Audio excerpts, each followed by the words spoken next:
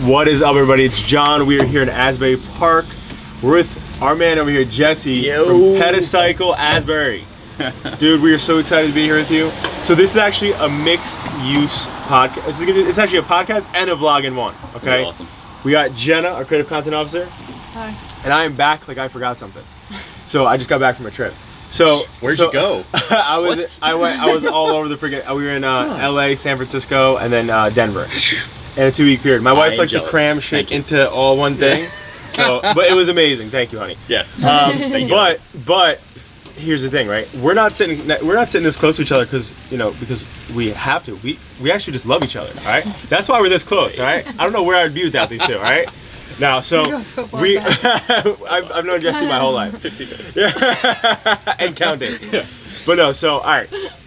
So what we're really excited about, again, just to give you some insight, right? Yeah, absolutely. The biggest thing that above average driven millennials and Adapting Social's vlog, daily hustle, what we do is we just, like, our major goal, we have people from all over the country that are entrepreneurs that kind of tune in, right? That's so cool. A lot of local people.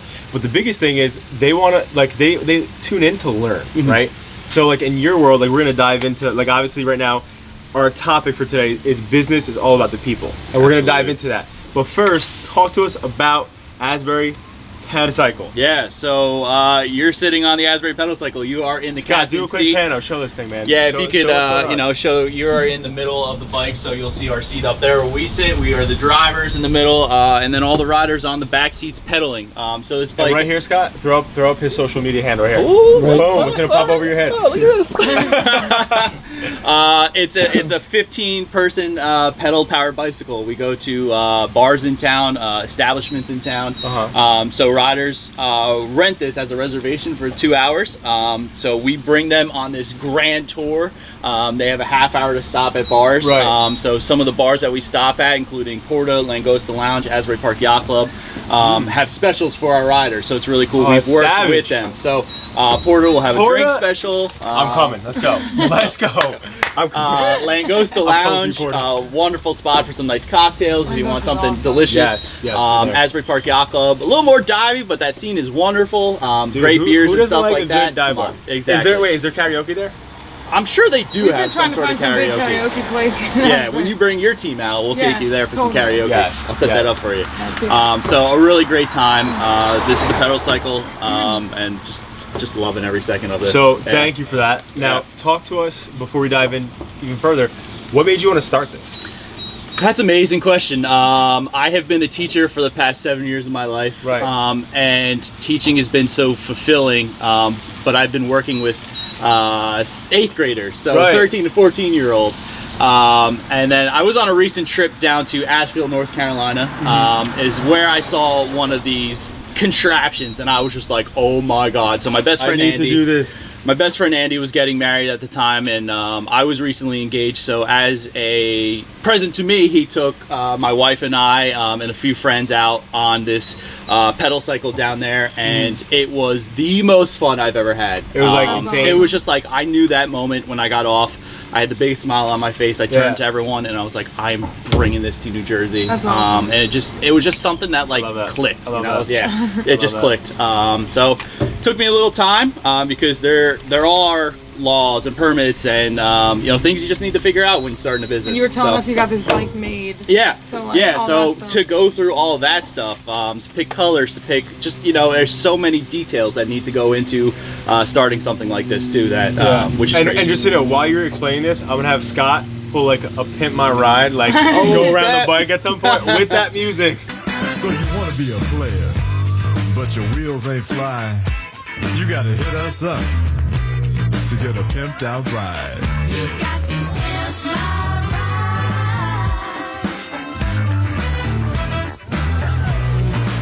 ride. Cool. Yeah. I wish we had some bouncers. Yeah. But no, so that's awesome, man. I appreciate that insight. Definitely. And just for you, and then also obviously for anybody who's new that hasn't listened into our podcast or hasn't seen any of our daily vlogs. The biggest thing, so Adapting Social, we give entrepreneur wings, right? So for us, I started my business 9 years ago in my parents' basement. It's awesome. As like a teenager, and so for me, just like you're in the business of like making people happy. Yeah, absolutely. And like entertainment, like that's a huge thing. Yeah. And for us, we're in the business of helping people scale and grow their businesses. Cool. And so like that's where we get our vibes from. Yeah. But so, you know, again, the mission here on these podcasts and these vlogs, the reason why it's called Driven, Above Average Driven Millennials, is so, you know, we at my team, so pretty much almost all of our staff is millennials, right? And the stereotypical what people think about millennials these days is that like, oh, they don't hustle, they don't do this, they don't do that. Yeah. And Clint Eastwood was like the person. Once I heard this, I came in because she's been dying to make us have a podcast. She's like, we have to get one. I started doing one, and I was sitting there and I was watching, like I was just going through like I kind of, instead of just listening to all podcasts, I do motivation on YouTube, like a YouTube Cool. like Tony Robbins motivation stuff for business. I love Tony. You know? Yeah. And so I'm listening one day, and all of a sudden a Clint Eastwood interview pops up, and he's on some interview, and somebody asked him about millennials, and he was like, "Millennials is a generation of pussies." Verbatim, that's what he said, like on a live interview. Yeah. And in that moment, I was like, first of all, fuck that. Like that's a complete opposite. So we're definitely way different than anybody thinks that we are, and that's why. So this is, you know, millennials interviewing business owners, getting their vibes, and it's not just about the sexy shit, right? Like Yeah. it's about like you started a business, you have struggles, you have trials, you have tribulations. Absolutely. Yeah. That's a part of business. Yeah. You know what I'm saying? 100%. And we don't want to just talk about the sexy stuff. Like right now, we got this sexy ride here. We don't talk about what So it took beautiful. to get to this point. Yeah. You know what I'm saying? Yeah. So just for contextual purposes, that's what I wanted to fill you in Awesome. on. And Jenna, why don't you dive in? Yeah, so I mean, obviously, our business is all about helping people. Your business is all about helping people. So how important are people specifically to your business? And then in addition to that, how do you ensure, like when they're on here, their complete happiness from beginning to end? Yeah. Oh gosh, I would not have a business if it wasn't for people coming out, right? You know, this is I am catering to 21 to whatever age you want to be to ride this pedal cycle. 21 to 88. We seriously we've had a 75th birthday party on here. That's Stop awesome. that. And you know what? I would say they even worked harder and pedaled better than some of these 21-year-olds. Not to just throw it out there, but bring your A game when you're on here. So because those 75-year-olds brought it that time. Right. But you know, we're people, and we have to be. You know, I love meeting everyone that comes on this bike. Just hearing their story, if they're local, if they're from another place, if they're just visiting Asbury for the first time, and then how I can make their experience better here. And hopefully by this bicycle, the music that's provided, you know, sometimes I let them DJ with our, you know, speakers. So giving somebody cool. a role That is to Right. play the music, they can look back and be like, oh, I was the DJ, like I provided those jams, I you know, remember I that, set yeah. the mood, Exactly. you know, for that ride, which is awesome. The places that I'm bringing them to, hopefully, you know, I worked with, you know, like I said, Porta and Langosta. Those atmospheres are wonderful. And at nighttime, Porta has live music. Langosta on the boardwalk also has live music. Right. So just providing them with that experience. And I think now people are, they want that, that memory, that experience of like Right. going out with their friends and just having a great time and being like, remember when we did that pedal cycle? Yeah, that was a great time. High five. Right, You know, right, kind right. of thing. So that's definitely where I'm at with this. And if it wasn't for the people, especially, you know, who came out and, you know, started this a year ago with me, and now all the new faces I see this year, you know, this wouldn't be an operating business in town. So I love that. yeah. I love that, man. Yeah, so big shout out to all the people that have rode the pedal cycle. Awesome, man. That's yeah, people. yeah. And why don't you dive in about us? Yeah, so well, Yeah. about us with the people, Yeah. I was going to move on to Asbury Park. No, the people. We can go, let's, You do you. I'll dive in and you dive in after part. Yeah, because I So, think you can. so with us, so the one thing that I've learned, right, is that so being somebody I didn't go to college, I dropped out, and not having formal education, shit like that. I was never properly taught business etiquettes. I was never properly taught all these different things. So for me, the one thing that I was always really big with, I was always a people person. And so as I started the company, like anybody does in the beginning, it's like, okay, well, how do I make money? How do I make money? And you're so like centered around money. But as you start to develop and as you start to grow a little bit, you're like, okay, well, wait a second. Like at the end of the day, every business is just people solving a problem for other people. And so instead of looking at people like, hey, you know what? Like we're trying to acquire, like I would say probably about like 80% of the world's businesses, their actual business model is surrounded by acquiring clients and not retention and loyalty. Because once you got them, you're like, okay, great, they're on this tour now. Yeah. Like they paid, so let's just go. As opposed to like, okay, I got them. That's like literally half of the battle. Now the rest of the battle is I need to make them be so fucking excited about this fucking experience here that they're gonna tell everybody they know, Absolutely. even a 75-year-old. Yeah. And he's gonna come on this bike. And kill But so at the end of the day, with us, people are the center of everything. And the one thing, because we're very big with psychology and what we do, every form of marketing, graphic, video, website that we build, it's all produced by psychology. And so for us, it's like, let's think back to like when there was none of this shit, right? In like the freaking Neanderthal days, right? Like what was the whole mission? It was like to survive, and people help people survive, right?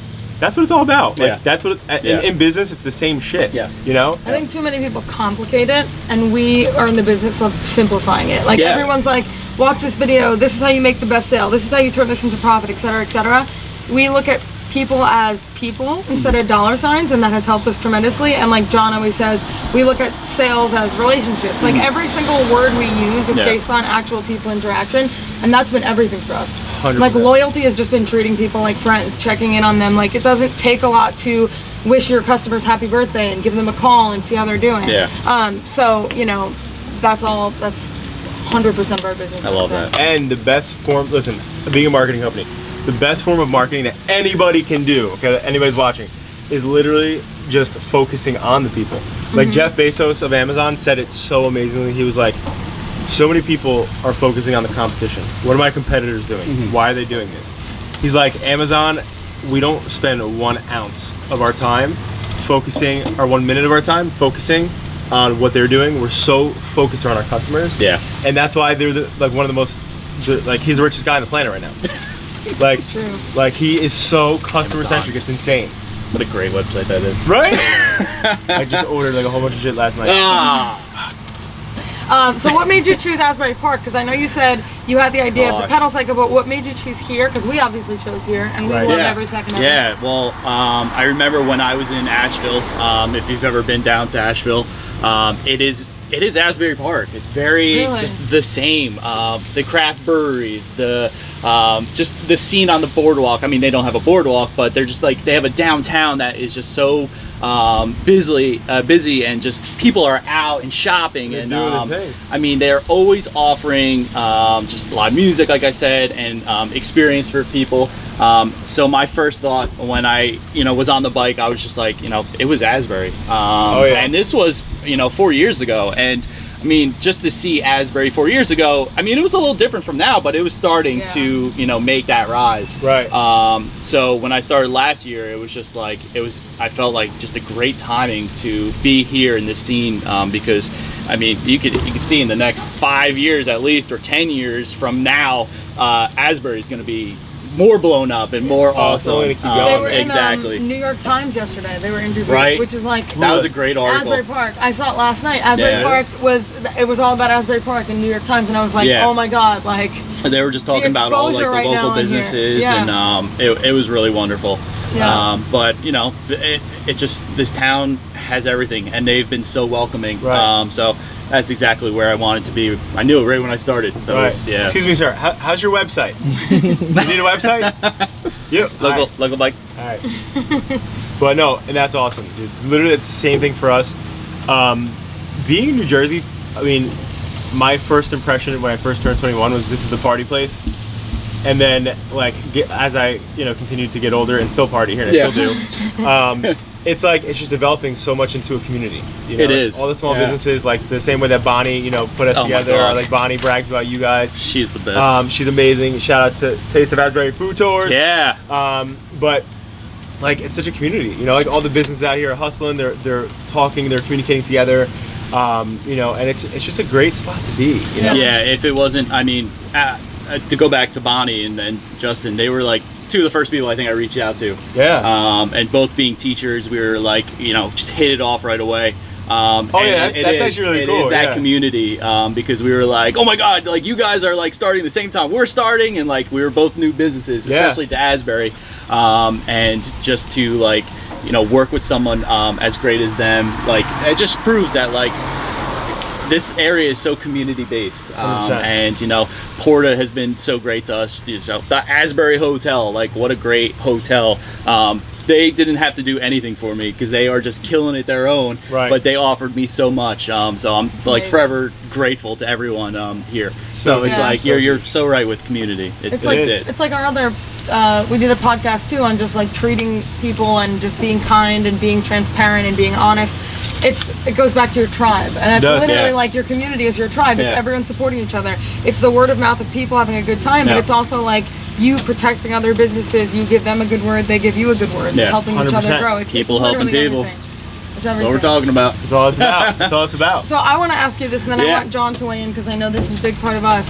Besides like business to business and advertising, how much of your business would you say is directly like word of mouth? Someone had a great time on the tour, told other people to come. Yeah, it's definitely a large part of my business. Only because when people are having a good time, the cell phones are out.